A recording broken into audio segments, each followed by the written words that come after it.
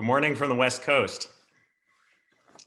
Thanks everyone for joining us on this first day of the Social Innovation Summit. We're looking forward to spending the next hour talking about social impact in this COVID and post-COVID world that we find ourselves in. I want to begin by acknowledging that in addition to this very topsy-turvy place I think we all find ourselves in here in the United States and increasingly around the world, this is also a particularly challenging time for all of us, I think, and I think some of that is what we want to talk about a little bit today. So I look forward to the next hour of interesting conversation. Kate and I have some things that we'd like to spend some time sharing and presenting to all of you. And then as you have questions, we'll reserve some time partway through and start to open it up so that we can have a bit of conversation and dialogue amongst all of us today.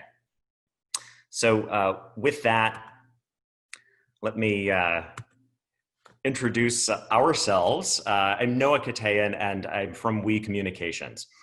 And at We Communications, I focus on brand purpose and reputation. And we work with a variety of clients, from Microsoft to Volvo to the Gates Foundation to Lego, counseling them on purpose, social impact, executive communications, campaigns.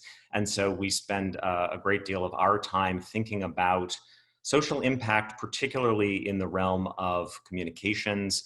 And that's even more relevant today when we think about how we as individuals, as brands, as organizations, as public and private, how we think about communicating related to social impact is just more and more important. And so we'd like to talk a little bit about what we see, what we've learned, and then to hear from you, hear your questions and thoughts as well. So that's me. And Kate, if you'd like to introduce yourself. Sure. My name's Kate Richmond. I am the Chief Talent Officer here at We Communications. I'm located on the West Coast as well, in Portland, Oregon.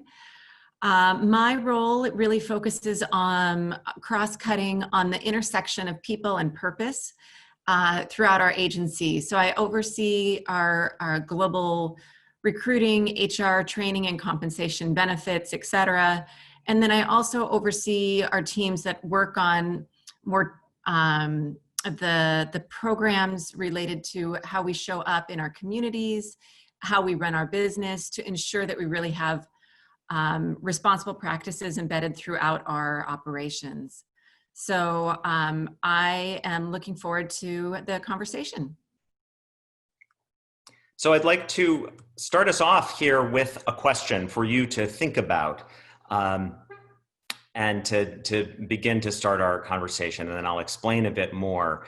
But when we think about where we are today, before COVID-19 became such a part of our lives, what were the issues that brands could not escape? We did some research about this, and so I'll share some of that. But I'd like you to just pause for a moment and think about if there are, knowing that there are many, many issues in the world, what are the ones that really, no matter what you do as a company, as an organization, as a public entity, speaking about brand in the broadest way possible, what are those issues? Is it environment? Is it equality? Is it politics? What are the issues that brands really can't escape in the world before it became the way it is today?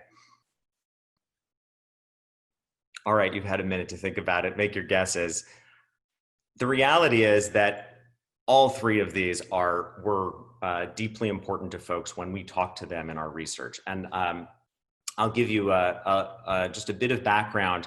When we think about the work that we do, counseling our clients and friends around the world about how to think about social impact and purpose and how to communicate about it, we undertake regular research to really understand how the broad public is thinking about these issues, and also how folks who are really focused on social impact and social innovation, like all of you today, how we all think about these things. And so we conducted some research last year that gave us some good insight into some of these issues, understanding what I think everyone here understands, which is that social impact and purpose are truly the order of the day, and we see that more and more in the public discourse, in the public sphere. But we wanted to understand a bit better, what does that really mean? What are the specifics behind that? And how do organizations and leaders think about truly activating purpose in their work? I think it's one thing to say purpose is important, social impact is the thing we should focus on. I think we hear it from the public in many, many ways, and I think we hear it within our organizations, and I think so many of us here today are the ones who are really driving that in companies and organizations and brands. But what's really important is how we take action on that. And so that's one of the things that we want to talk about today, is the ways that we take action. And the first thing to understand is, as an organization, what is your core purpose? That's the way to understand what your social impact will be. And we understand that every organization, every person has a very personal purpose, a core brand purpose, but there are also some macro issues, and I think that could not be more evident than it is right now, as we've been seeing day after day after day here in the United States. And really what we're seeing day after day is something that has gone on year after year. And so that's why we see these really macro issues: environment and climate change, equality and inequality, which includes a lot of dimensions. And then I think particularly in the last few years, we've seen the way politics itself has become an issue that organizations find themselves faced with needing answers to. So with that backdrop, understanding that that's where we stood prior to COVID,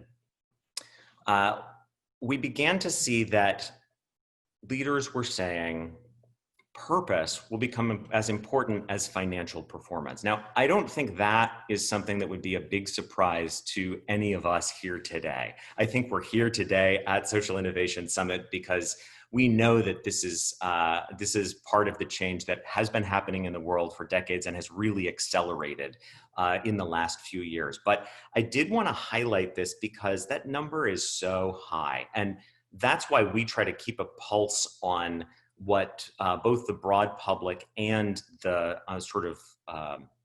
trend leaders are talking about when it comes to purpose and social impact. 73%. That is really almost everyone statistically.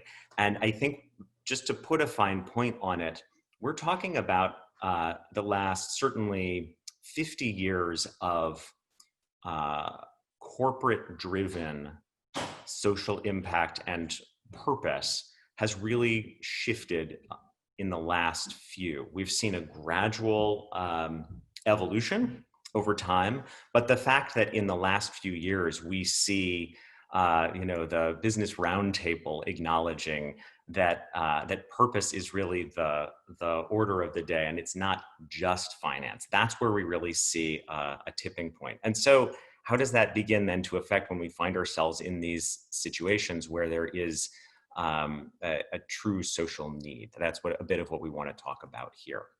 So I think we're all experiencing a pretty significant shift. And so when we've talked to folks in our research, here's another question for you to think about for a moment, and then we'll talk about what we saw. Is social impact recession-proof? Yes or no? I think that is going to be one of the defining questions for all of us over especially the next year, and certainly probably the next decade.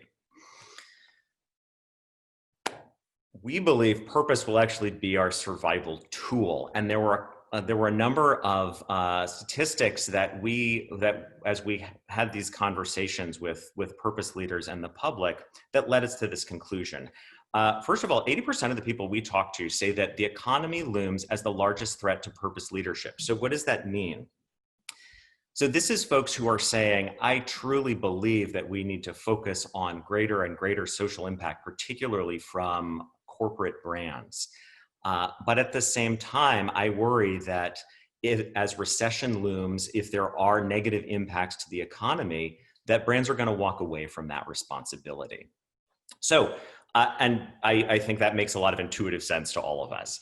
At the same time, 74% of those people say that they'll walk away from brands that don't share their own values. And what that says to us is that it's truly a brand imperative, that organizations, that companies, that the brands that people interact with every day have to find ways to talk to people about the social issues that are so important to them day to day. And I think we've heard from some really interesting folks already today, and I know we have a lot of really, really interesting perspectives on that over the rest of the next couple of days.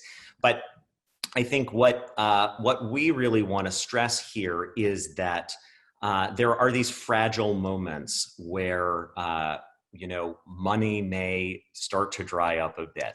And so that is where an organization really needs to center on its purpose. That's how you begin to understand how you navigate through times of crisis like this that we're experiencing in ways that may not cost money. It may not be about just writing a big check for that social program. It may be about more deeply understanding what you as an organization can and should do to affect some of these macro issues with the resources that you experience today. And it's truly, truly necessarily both for the business and for the impact to society. A recent example of this, as we shift into the sort of COVID landscape that we have all been experiencing, there are numerous examples, and I'm sure many of you are familiar with this. Many of you are living this, leading this. I'm bringing up Intel here because I think for many people, Intel wouldn't be an obvious example of a brand that's stepping in to help with the COVID-19 crisis. At the same time, many, many brands were called to help. I think this is one of those moments when people look to their institutions, and we have seen greater interest in government institutions taking a lead role. But in the landscape that we just talked about, where consumers and the public have these higher expectations for brands to participate in these social moments, that's where we saw all kinds of fascinating examples of for-profit companies stepping into the breach as well. It really speaks to these heightened expectations. And so for Intel, what we saw work really well was the fact that Intel has a long history of deep social engagement and creating those tools, everything from the tools we're using right now so that we can talk to each other and see each other over this screen, those kinds of tools, but also to very health-specific tools. And so Intel had laid that foundation of its corporate purpose for many years through its CSR over the course of decades. And so it made it much easier for when the moment came for Intel to pivot and to understand what their core purpose was and the way that, yes, they're going to donate $60 million to help global challenges around the world related to COVID-19.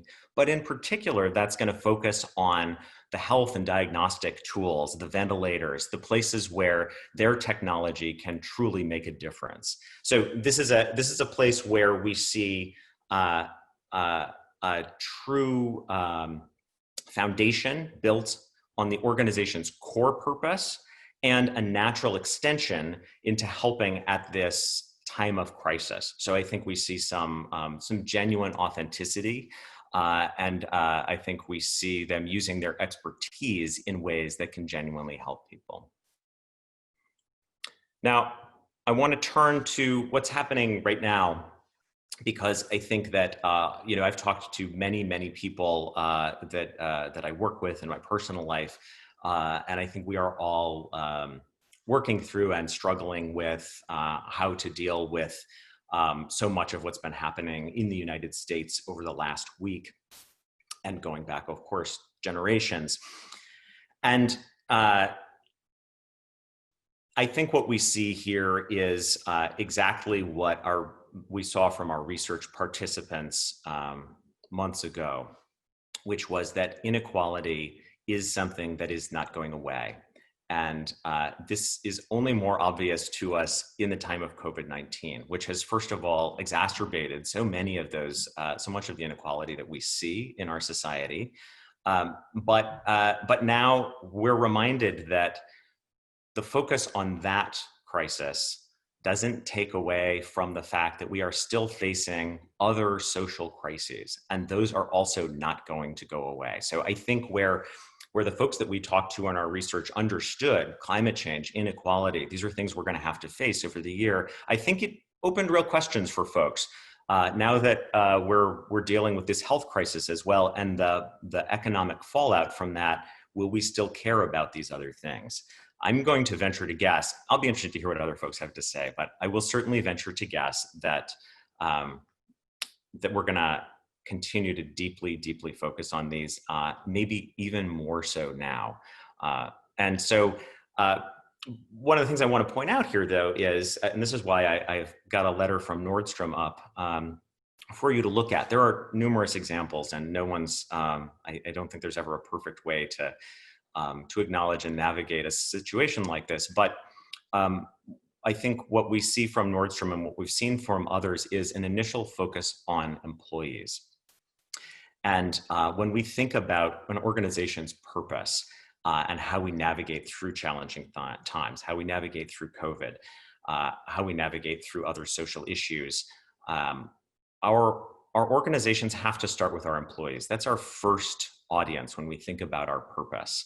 And so as communicators, that's one of the things that we think about and talk about a lot. How do we listen to our employees? How do we talk to our employees? How do we engage with our employees around social issues that couldn't be more apparent than what's happening today, but we see that in many other scenarios as well. And so Kate and I will get a little bit more into that idea of employee engagement as the core of purpose and social impact as we move forward in these interesting and challenging times. I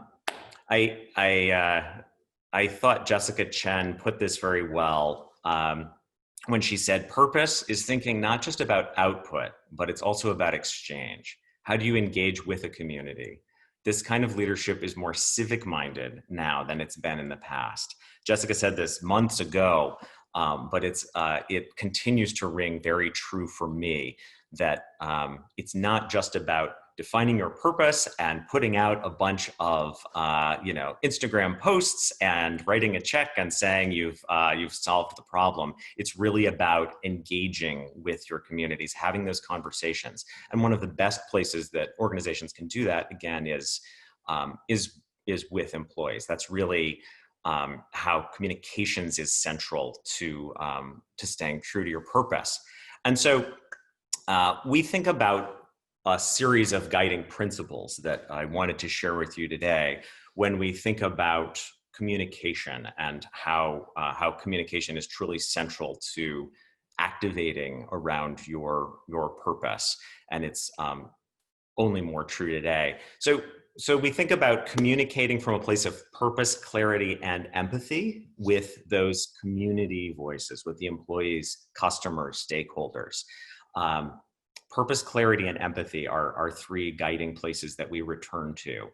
Providing predictability in terms of impact to products, services, operations, whatever it is that you do in your organization, the predictability and stability that an organization provides in moments like this really it's remarkable what an important tool it is. I think it can be tempting to jump ahead to, we've got a new solution and we want to tell you what to do.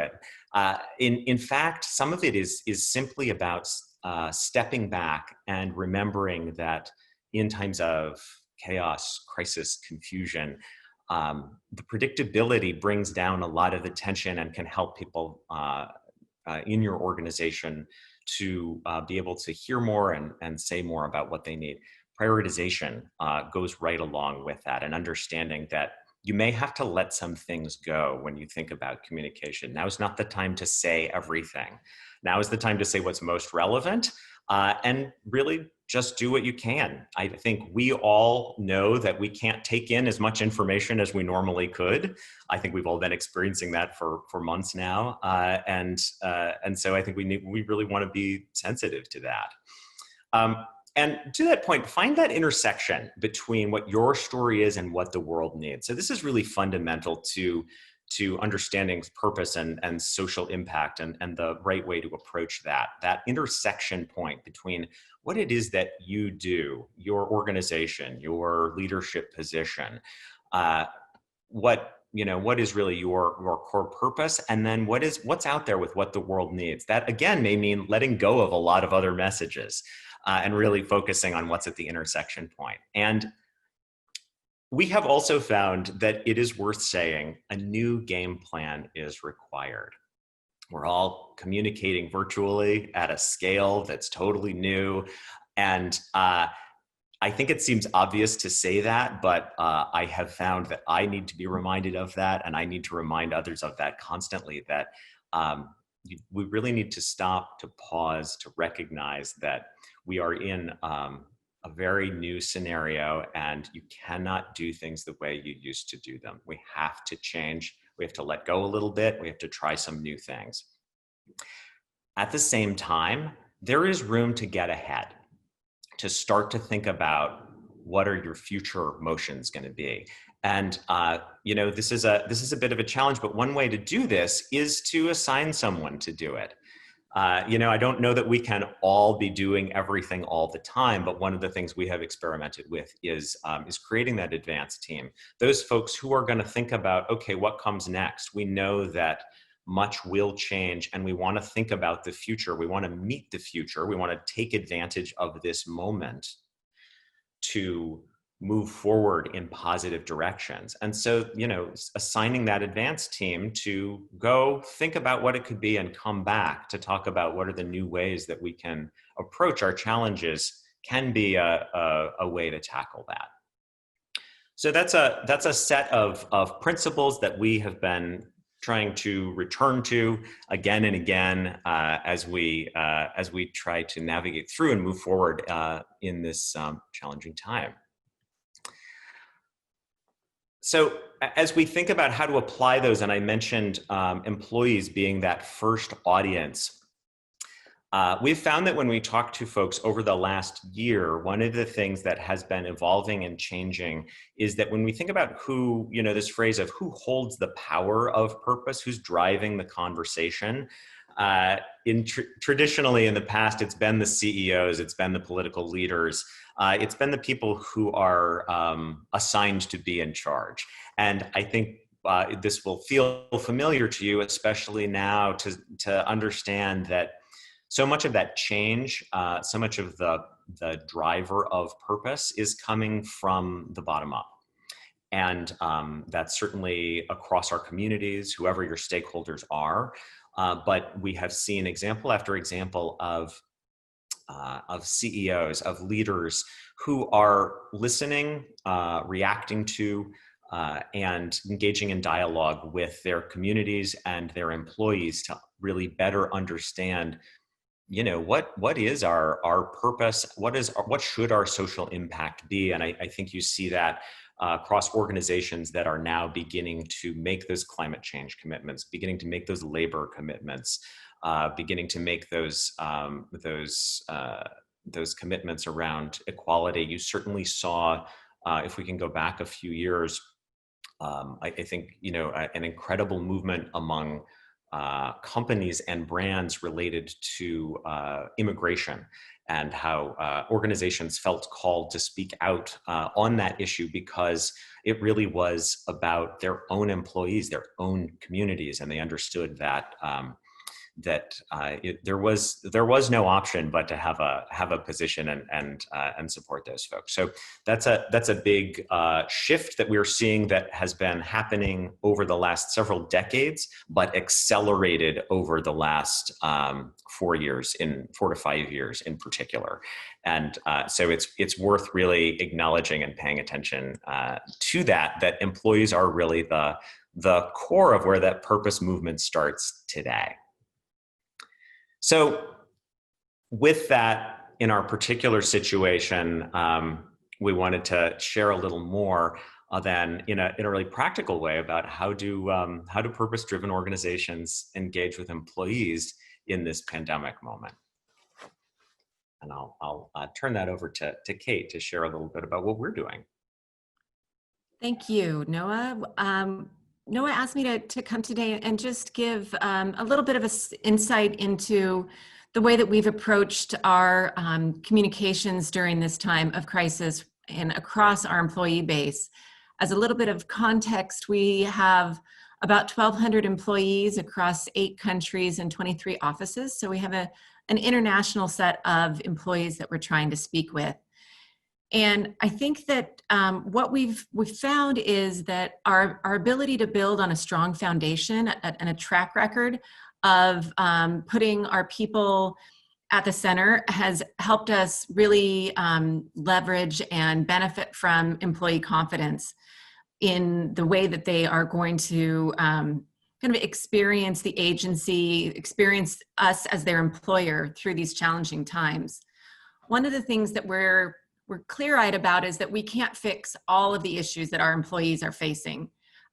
We have a number of employees talking about the isolation they might feel, some taking care of children or sick relatives, dealing with the loss of employment of a spouse or a child. All of those issues are real and are part of the whole experience that employees bring to work. But where we see our responsibility is to provide as much support, clarity, and flexibility as we can in order to enable our employees to work through those challenges. So I'd like to talk about 3 thematic areas that we're seeing being successful across industries, across the globe, as well as what we're trying to do here at our company. And it's important to keep in mind the audience that you're talking to and approach that with a level of agility and understanding. I heard it explained by an employee who said, my experience is I have moments of waves of optimism, and then I have moments and waves of anxiety, and they all mix together in an unpredictable way. So keeping that in mind as we're communicating, it bridges back to some of the things that Noah was saying about the importance of prioritization, clarity, and consistency. So what we've really focused on is providing that predictable cadence of communications as clearly and as broadly as possible. So we know from our employees and what I've seen in other companies around the globe is that you can't rely on just one mode of communication. And for those of us in communications, we know we can't just say it one time. We need to share the information multiple times in multiple ways. Some employees really just want the facts. They want to know what they need to know in a short period of time, kind of an in and out approach. Others really want to feel a connection and community, and they want to be able to engage with leadership, with their colleagues. We've seen some employees really sharing that any levity, any humor that can be provided is quite helpful. Other employees don't find that as helpful, and in some cases it can feel really out of sync with the reality that they're facing. So what we're really working to do is to provide multiple channels with the same basic content, but a little bit different pivot so that employees can get the information they need in a way that works for them. We did recently conduct an employee survey, also trying to get a handle on what we were doing that was useful and what we were doing that maybe was missing the mark. And we were excited to hear that our employees generally found our updates valuable because they were clear, they were concise, And we do acknowledge when we don't know the answers. So there was a sense of trust that we would be honest with what we knew, and we would be honest with what we didn't know, and really understand that we're on this journey together. We also heard what they wanted more of. In some cases, we were providing a lot of really positive updates about what was going well. And the employees also were wanting to be really up to speed on what the trade-offs were going to be, where some of the challenges we saw. And so the balance of those senses of confidence and reinforcement, while at the same time recognizing that there's going to be challenges and trade-offs, was important. When we talk about adaptability, I think, as Noah mentioned, anyone who had a communications plan in place 3 months ago has had to set that aside. We really have to reflect the reality that we're working in today. And for most companies, including us, our number one priority has been the physical safety as well as overall health and wellness of our employees. And using that as a North Star has enabled us to make decisions programmatically and communications-wise that have helped deliver on that value, which we hear from employees is an example that they can experience of how we're trying to live our values as a purpose-driven company. We have recalibrated policies around the world where it comes to working from home, expanded benefits, expanded flexibility, more support and understanding from our leadership team of how we're going to need to stay very closely connected to our employees, because there isn't a one-size-fits-all approach, and some employees are going to want different types of support than others. And we also have to think about the impact that places on our managers. So the responsibility of trying to meet each employee where they're at is another accountability for our managers, and so we need to calibrate our expectations accordingly. One of the things that I'll share on adaptability comes from our lead in our China offices, and because we have a presence in China, we were able to learn from them in terms of how they responded, how they communicated, what changes they made, what policy choices they put in place, and simulate and repeat those across the globe in a lot of cases. And in those offices, we're seeing employees more or less coming back to work. But what the leadership is sharing is that with all of the things happening in the world today, a number of employees have paused to reflect on their own personal values, what matters to them, and they're coming back to the workplace asking for change. They might be asking for personal change for themselves. Maybe they want to try a new project, they want to expand some new training, etc. And in some cases, we are seeing employees leave to completely change for a new career path, because that's what they have decided is important to them during this time of reflection. So for some of us who might be in markets that are a little bit further behind in the curve, it's a good thing to keep in mind that your employees may return to work at some point in this summer or fall, wanting to talk more about their own personal values and that intersection with their work. And then finally, on humility, what I can share is that while personally, I've always worked quite hard to present a sense of confidence, to help employees really feel empowered, I've learned that employees are really hungry to see that leadership recognizes that we're all human, that we don't all have the answers, and that we share our own vulnerabilities. So admitting that we're going to be making hard choices and we don't have all the answers is actually, I had an employee say, that's a gift that leadership can give to help us all really feel like we're coming from a similar position. And so sharing our own stories, acknowledging our own mistakes or just bad days has been really important. Keeping in mind that a lot of employees who may be newer to the workplace haven't been through something like this. They maybe haven't been through an economic downturn or a global crisis of quite this proportion. And so they truly don't know what to expect. And the opportunity we have as leaders is to kind of provide a balance of realism about the impact we're facing and the optimism that we will recover in the future. And helping employees see that balance can be reassuring. So I think that I can just wrap up by saying that one of the things that I've heard from employees and I'm seeing across the industry is the continued importance to understand the mental health impacts on our employees and what this is going to represent in the future. And the more we can do to recognize right now and to model and demonstrate in our communications that, one, we recognize the issues, two, we share those issues, and three, we're providing resources to help support employees at whatever point they might be, helps to raise the visibility and the dialogue so that our colleagues are more comfortable sharing their experiences and asking for help when they need it. So those are the kind of the top things that I wanted to share. And again, I'm really interested in the Q&A and in the following conversation to hear more about what others of you on the call have experienced and seen to be successful, or maybe didn't work out as you expected.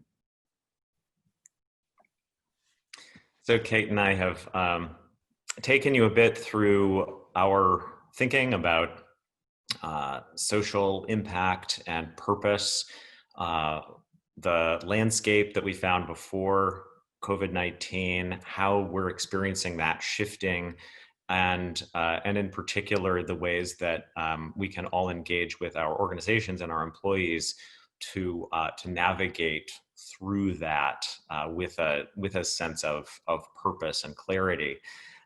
And so now we would love to take some questions.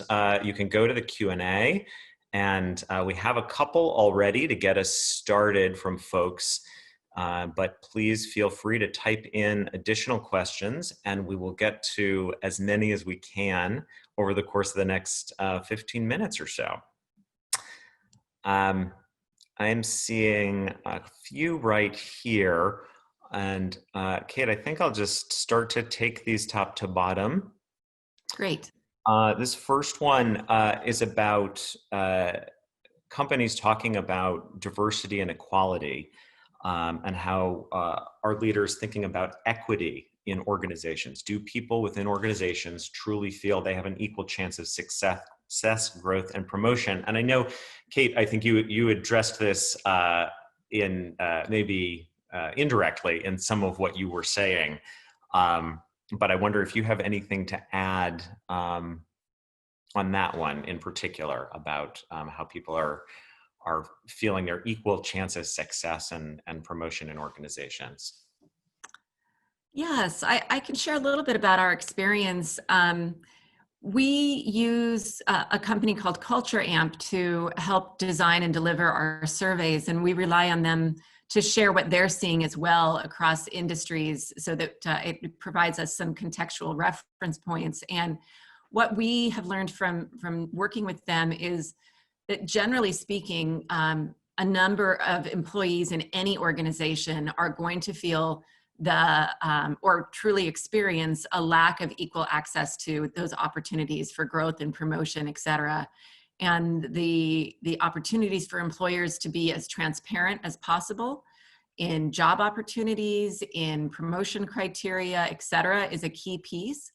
But I do think that leadership has to continue to understand what that really means within their organization. And I would be bold enough to say that I would be shocked if an organization doesn't believe or doesn't recognize that there are going to be employees within their company that don't feel that sense of access. And it is on leadership to find the areas within their organization where they need to do better. So true.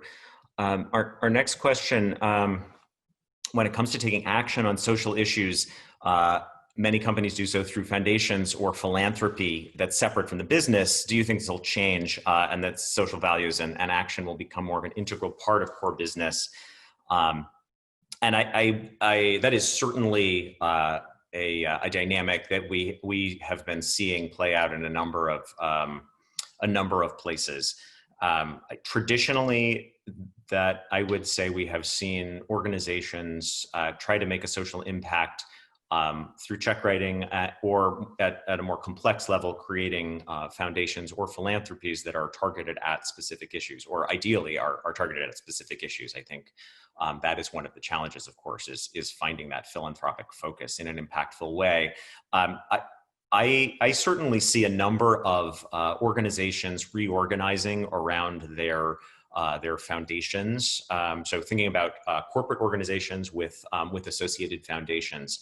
I have certainly seen a trend over the last probably, especially 2 years, maybe a little more, of organizations bringing the foundation work closer in to what we would sort of traditionally think of as the corporate corporate affairs and communications of the organization, as there is a growing recognition that that there has often been some drift, or that in some cases those foundation projects were perhaps just never particularly well connected, or may have been more founder connected and less mission driven. So I certainly see that as a trend that's continuing. But I think it is immensely helpful for organizations to connect that work, so that fundamentally what you want is for those for an organization to center on its core purpose. As an entire organization, we really advocate for looking left to right across an organization's entire breadth of impact, to understand what that purpose is, how to articulate it in a clear way that goes back to the origin point of the organization, and then to take a fresh look at what those philanthropic or social or foundational commitments are, so that they connect very deeply to the mission and values of the organization. The more connected they are, the less separate they are, the more the more buy-in you will have, the greater the ability to scale and impact, is certainly what we find. Let's look at another question here. Thank you for all these great questions. It's really it's fun to have the interaction. I wish that we were all in the room together and could be talking to each other and having this conversation in person. And I look forward to maybe next year when we can do that again. But I also I think probably there are a lot more of us in this room than there would have been in person, and so I appreciate that we can at least all be here, because maybe the bar is a little lower to participate. All right, what have we got here? How do you avoid creating and sharing messages that are construed as performative? Boy, I have to tell you, that is a conversation that many of us have been having, particularly over the last week. It's deeply challenging for branded organizations to engage and interact in especially sort of deeply painful and emotional social issues in a way that that is not performative, and that is meaningful. And it's tough, because I think often an organization can have its heart in the right place, but because there is that brand separation, it can still come across as tone deaf, or as not impactful enough. And so some of the challenges we've been seeing are finding a way to act quickly in the moment enough that people aren't left wondering, are you paying attention? Are you engaged? That's a big challenge, because you also want to get it right. And I think getting it right is at the heart of this question. And one of the most important ways to do that is to make sure that you have that diverse group of voices who are participating in the process of talking about what to say, how to say it, when to say nothing. That's really important when we think about the statistics where we were talking about how purpose isn't about entirely about a top-down initiative. That it really has to come from employees, from the community. That's where you want to get ahead of that, so that in these moments of crisis, you have that diverse set of voices that can counsel you on these questions, so that you're not caught unawares. I think one big message I would have in all of this is, don't wait until these crisis moments are upon you. That was the point I was trying to make about Intel earlier, that they've been thinking about these issues for a long time. And so they were better positioned to figure out a way to participate meaningfully in the global health crisis. It's much harder when you are in the moment, having to make decisions on new issues that you haven't thought about before. Is there anything else on that one, Kate, that you would add? No, that was great. Oh, thank you. Let's check time here. We've got a few more minutes and a few more questions. Hearing that employees could be more largely driving a company's philanthropic efforts, how can nonprofits continue to be nimble and strategic in approaching companies with opportunities? Oh, that's a really good question. I think that one of the things that is coming out of the reevaluation and reset that we were just talking about, related to how corporations are thinking about their social impact, is a renewed look at partnerships. And I think, some organizations have tried to go it alone, create something new, create a corporate branded project to do some good in the world. And I would say, certainly when we work with our clients, one of the things that we do is say, don't reinvent the wheel. Really look at who is out there tackling this, because of course, I think when we think about those sort of public and private partnerships, which are at the heart of some of the most impactful efforts that we see globally, there are really interesting and innovative ways to approach that. Corporations don't just have deep pockets, they also have incredible resources, but they may not know how to deploy those resources in ways that are meaningful to folks on the ground when you think about those social issues. And so this is, again, a place where we think about the exchange of ideas.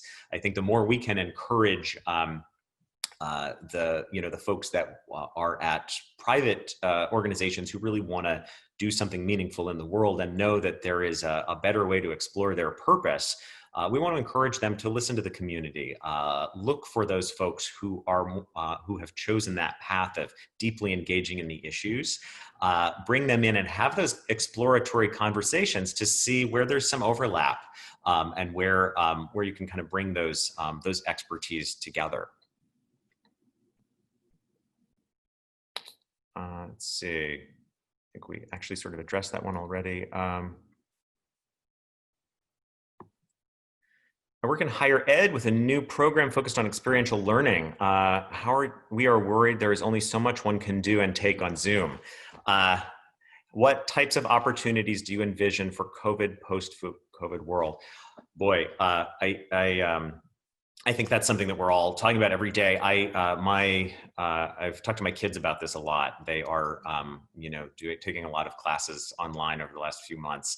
And we've talked a lot about just being completely wiped out by spending a lot of time on video. It's a lot, it's harder, it's a muscle to build up. And for some people, it's just a genuinely worse way to interact and communicate. For some people, it's better. And I think that one of the things we can take away from this, that Kate was actually, I think, alluding to here, was that we can recognize that there are all these diverse ways that we all learn and work, and that's as true in education as it is in the workplace. And I think both of those institutions have been trying to evolve over the last several years in the ways we think about addressing how people learn and work. And we have probably done poor to okay up to this point. And I think what this will open up an opportunity to expand who we're reaching. I think there's an opportunity to increase some of that equity, but I think we're going to have to really also face up to the needs that people have for physical interaction. Some of this is, it's going to open up new opportunities that will continue beyond COVID, which is great. I think it's opened up a lot of people's eyes to this resource that exists. And I would love to see that become more powerful. But I also think some of this will have to be temporary. We know it will be temporary because people need people in that sort of physical and real interaction. All right, we probably have time for maybe 1, 2 more. Let's see. How can we overcome?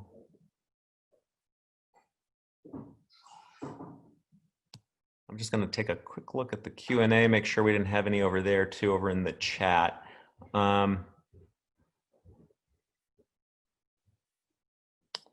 There's a question here about companies with purpose-driven leadership from the bottom up, not from the CEO. And so I have 2 immediate thoughts about that. Well, one was when I was talking about immigration. I think that was one where what we saw was that the company leadership paying attention and listening to what employees were saying, who they were, and how it affected them. So I think what we look for are the places where employees are. I think what we experience with many of our clients is what are the tools that you can use as an organization to listen better to your employees? I mean, we work with a number of very large companies, and that becomes very challenging across geographies, across offices, across the world, to be able to listen to what your employees are saying. And one of the ways you can do that is use the many channels at your disposal. Listen to what they're saying, on all of those, the internal chat channels where you have the opportunity to talk to people. When you have an organization town hall meeting, solicit those questions in advance to really understand what's on people's minds. Because I think what you see in companies is that if you don't do that, you'll see a boil over. And I think, we see that, especially at a number of the tech companies right now. Amazon and Google certainly have been wrestling with these things lately, both around climate change and around inclusion in particular. Those 2 big issues we talked about at the beginning, those are continuing to play out in really, really big ways at those organizations. And those are places where the employees are absolutely driving that conversation. That it didn't start with the CEOs saying this is important. It started with the employees saying this is really important, and we need to do more and we need to do better. And that's a ongoing conversation. It's not solved, but it just shows you where that investment needs to be on an issue that affects employees, but is really this broader issue across the whole of society. So I think that'll wrap us up for today, as we're just about to hit the 10 o'clock hour. Thank you so much for your questions. Really great to hear from all of you out there, and thank you for joining us today. I hope some of this was interesting and helpful, and I hope everyone can enjoy the rest of Social Innovation Summit. So thank you, and have a great rest of your day. Thanks, everybody.